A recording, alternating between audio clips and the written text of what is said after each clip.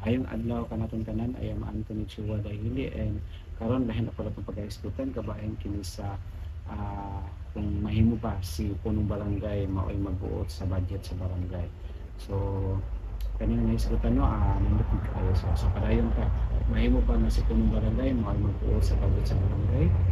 So sa kanila ba no, adun na ba mga pangitabo ni ini sa mga barangay na si punong barangay ra tapos labi pa si treasurer. So kinahanglan no, ato din siyang pagkalikayan. So ang katawhan kini nga video is alang gikayo ni nato yung tanan ug alang po sa mga barangay officials sa mga aware po sila dili mao ang mga proseso. And I do believe na karon is wala na gid siya mahitabo sa matag barangay. Pero adto naman gani pero manghinaot kung dangon na og adto na to ibutan sa saktong proseso. So mahimo bang nga si punong barangay mo ay magbuot sa barangay budget? So dili gid na siya mahimo nga si punong barangay lang ang magbuot sa budget sa barangay. Sumala sa Local Government Code of 1991, Republic Act 7160, ang pundo sa barangay kinahanglan ipa-aprobar sa sangguniang barangay. So kaniha atong paminawon, ipa-aprobar sa sangguniang barangay, that is under the Local Government Code of 1991 and the Republic Act 7160 nga ang pundo sa barangay kinahanglan nga ipang-aproba sa sangguniang barangay. Pinaagi sa pagbalangkas ng pag-discuss o pag-aproba sa annual barangay budget. Doon ay proseso nga sundon ngayon. Andam sa mga barangay budget, ang barangay treasurer o ang punong barangay, mag-andam sa proposed na budget based sa projected income o gasto sa barangay. Tapos, pag-aprobaha sa sangguniang barangay. Ang mga sangguniang barangay members ang mo review, no, mo-aproba sa budget pinaagi sa barangay ordinance. So, natutimanan.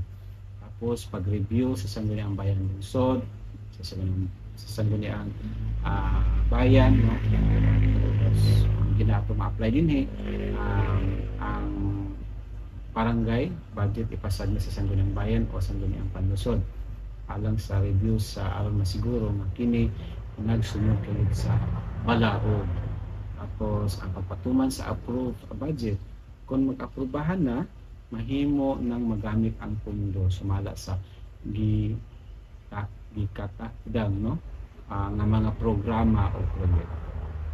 Then tapos importante, so adto na importante nga dili mahimo nga magbuot lang ang punong barangay. Kay kinahanglan kini collective decision. So timan-an dili mahimo nga si punong barangay ra magbuot sa budget o si treasurer ra ang magbuot sa budget sila duwa. Dili kinahanglan gid kana og collective decision sa sangguniang barangay.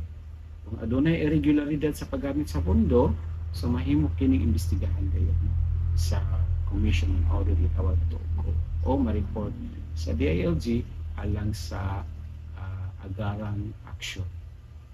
So katulang no, ang atong pag-iskutan hinaot ako nga kitang tanan is honest sa barangay officials, be honest sa ato ang matag barangay gumikan kay at least po nga adunay dakong salig ang mga katawhan diya kaninyo nga naglingkod isip mga barangay officials nga mao ay nadala sa rinda sa pangagamhanan sa matag barangay sa inyong barangay alang sa kalambuan o process progress din po sa inyong barangay.